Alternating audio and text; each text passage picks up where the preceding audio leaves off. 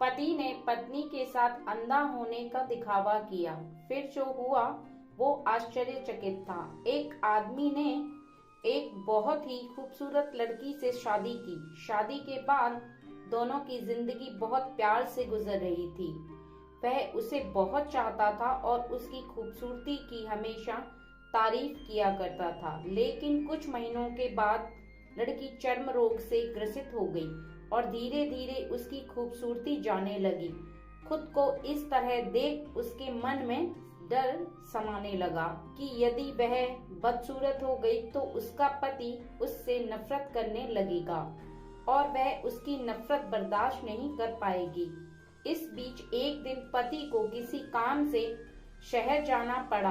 काम खत्म कर जब वह घर वापस लौट रहा था उसका एक्सीडेंट हो गया। एक्सीडेंट में उसने अपनी दोनों आंखें खो दी थी, लेकिन इसके बावजूद भी उन दोनों की जिंदगी सामान्य तरीके से आगे बढ़ती रही।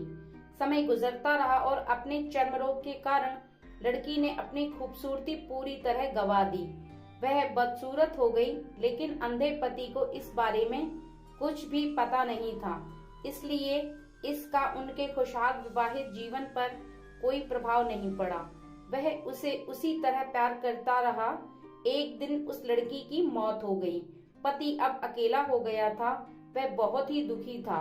वह उस शहर को छोड़कर जाना चाहता था। उसने अंतिम संस्कार की सारी क्रिया विधि पूर्ण की और शहर छोड़कर जाने लगा। तभी एक आदमी ने पीछे से उसे पुकारा और पास आकर कहा, अब तुम बिना सहारे के अकेले कैसे चल पाओगे? इतने साल तो तुम्हारी पत्नी तुम्हारी मदद किया करती थी। पति ने जवाब दिया, दोस्त, मैं अंधा नहीं हूँ।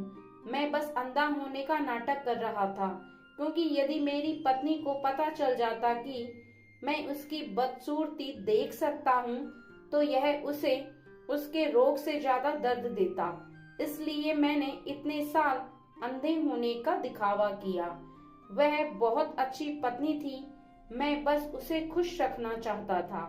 इस कहानी से हमें यह सीख मिलती है, खुश रहने के लिए हमें भी एक दूसरे की कमियों के प्रति आंखें बंद कर लेनी चाहिए और उन कमियों को नजरअंदाज कर देना चाहिए।